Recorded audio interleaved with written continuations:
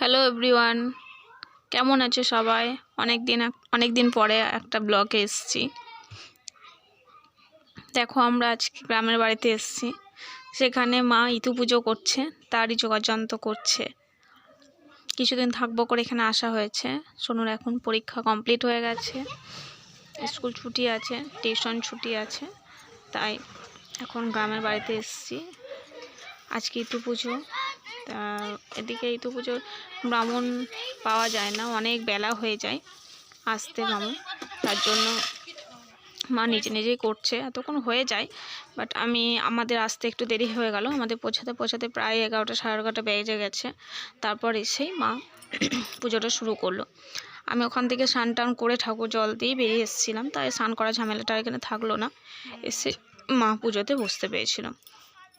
তারপর দেখো ইতুকে জল দেওয়ার জন্য সোনা এবং চাঁদি দুটোই লাগে, তাই আমি নাকেরটা খুলে দিলাম। আর একটা চাঁদির হাত দিয়ে মা ইতু স্থাপন করলো। তারপর আমরা একে একে সবাই জল দেব। তোমরা পুরো ভিডিওটা দেখতে থাকো, আশা করি তোমাদের ভালোই লাগবে। অবশ্যই পুরো ভিডিওটা দেখো, অনেক মজা করেছি। আবার ইতুর দিনে আমরা যেহেতু এখানে নবান্ন হয়েছিল সে 12 তারিখে, তখন আমার ছেলের পরীক্ষা আরম্ভ হয়েছিল, তাই নবান্নে আসতে পারিনি। তাই মা ইতু পুজোর দিনে আমাদের জন্য পুরো নবান্ন সব করেছিল। আবার নবান্নের মতো রান্না বান্না সব কিছু। তো ইতু ইতু পুজো একদিকে হচ্ছে, আর বোন ঠিক পারে না, বুঝতে পারছে না যে কী করে দিতে হবে। মা তাই দেখিয়ে দিল যে এইভাবে দাও।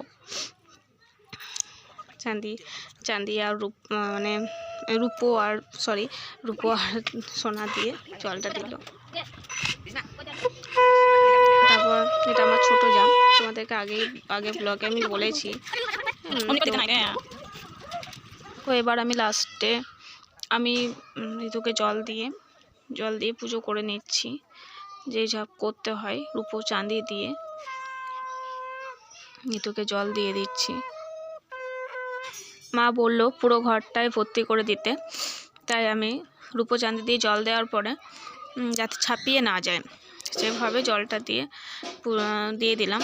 তারপর নমস্কার করে ইতুটাকে ঢেকে দিতে হয়। তাই এবার ওগুলো সব সরিয়ে দিয়ে আমি দেখো ঢেকে দেব।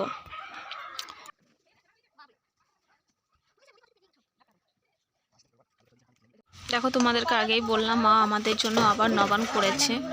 তো ঘরে বোঁদেটা ভেজেছিল, বুদিয়াটা ভেজেছিল। এটা চালের যেটা নবান গুলুনি, সেইটা। আর আজকে আমাদের অনেক রকমের মিষ্টিও ছিল, জিলিপি ছিল আর বোঁদে।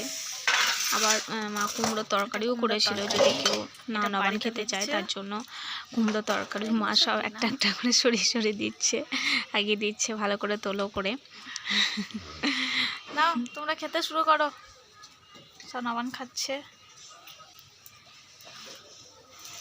কই খাওয়া দেখি একবার। আর এই দুজন এখন মুড়ি খাচ্ছে, তারপর নবান খাবে।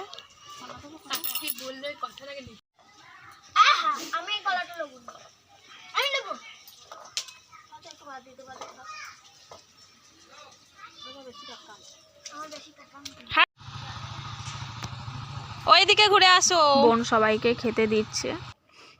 আর ও যে দেখলে, ওটা আমার একটা কাকা শ্বশুর, কিন্তু কাকা শ্বশুর বলে মানি না, সেই কি বলবো, বন্ধু বা সেই দেওরের মতোই হয়ে গেছে আর কি। তুমি আমি করি, খুবই ভালো।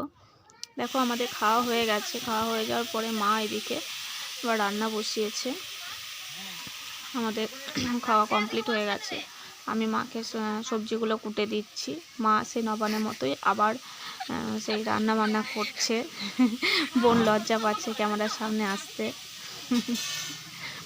আর আমার একটা ননদ এখানে আমাকে শাক কাটছি, মা ওইদিকে রান্না করতে বসিয়েছে, এখনো রান্না হয়নি। আজকে খাও লেট। বাসন মজাটা দেখে আসি। এদিকে অনেক বাসন কোসন এঁটো হয়ে গেছিল, তাই ছোট যা বাসনগুলো ধুচ্ছে।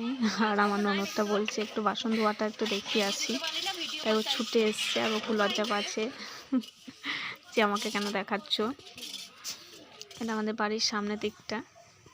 আর ওই যে দিকে রান্না হচ্ছে, নিচে উনুন করা নেই তো, তাই ছাদের মধ্যে উনুন করে রান্না বান্না হয়। নিচে গ্যাস আছে, সেখানে টুকটাক রান্না হয়। আর উনুনের মধ্যেই অনেক লোকজন হলে সেখানে ভাত তরকারি সবই হয়।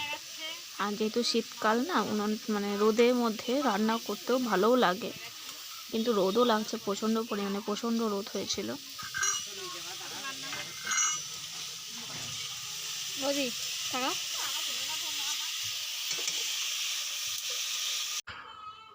সবজি টবজি কেটে দেওয়ার পরে মা ওদিকে রান্না করছে, আর আমরা সবাই ওখানে গল্প করছি। আমি, আমার একটা ছোটো ননদ মানে কাকা শ্বশুরের মেয়ে, আর আমরা 3-4 জনাতে গল্প করছি। মা ওদিকে রান্না করছে, প্রচণ্ড রোদ লাগছে, সেই জন্য মাথায় কাপড়টা নিয়েছি, খুবই রোদ।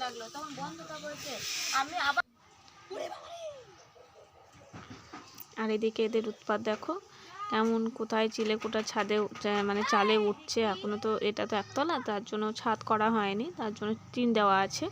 তো এদের উৎপাত কখনোর মতো চেপে বসা আছে, এইদিকে বসা আছে দুজনে, ও কপাটে উঠে বসে আছে, আর ও ছাদের মধ্যে দেওয়ালের মধ্যে উঠে বসে আছে। জ্বালার শেষ নাই। এতে এত জ্বলন, এখানে আসলে 3 জন মিলে করে, মাথা পাগল করে দেয়।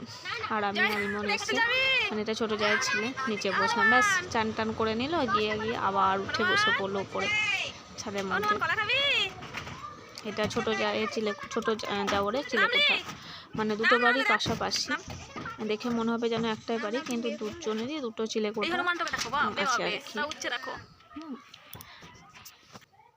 তারপর আমরা সবাই নিচে চলে আসলাম। নিচে এসে দেখো, বললাম না নবানের মতো মা রান্না বান্না করেছিল, পায়েস থেকে শুরু করে মানে 3-4 রকমের ভাজা, শাক, তারপরে ফুলকপি আলু তরকারি, টক সব করেছিল। কিন্তু যেহেতু আজকে নিরামিষ খেতে হয়, তাই মানে করেনি, মাছ করেনি, তো ছেলেগুলোকে খেতে দিয়েছে। দেখো এবার আমরাও খাওয়া দাওয়া করে নেব। তো কিছুক্ষণ পরে আসি, খাওয়া দাওয়া করে বোনের রুমে এসেছি। যেহেতু এখন 2টো রুম এখানে, তোমাদেরকে একদিন দেখাবো আমার শ্বশুর বাড়ি। এখনও প্লাস্টার হয়নি, শুধু বাড়িটাই হয়েছে, তো তোমাদেরকে একদিন ঘুরে দেখাবো বাড়িটা। আমার ছোটো জায়ের বাড়ি, প্লাস আমার মানে বোন মানে মেজো দেওর, আমার মেজো দেওরের সঙ্গে বিয়ে হয়েছে, ঠিক আছে, দেখাবো। তো আমি খাওয়া দাওয়া করে রুমের মধ্যে আসলাম, এখন একটু রেস্ট নেব। তো আজকের মতো এখানেই ব্লগটা শেষ করছি, কারণ অনেকটা বড় হয়ে যাবে। তো তোমরা ভালো থেকো, আবার কালকে নেক্সট ভিডিওতে আসবো। এখানে কি কি করছি না করছি পুরোটাই তোমাদের সাথে শেয়ার করব, ঠিক আছে। তো ভালো থেকো, টাটা।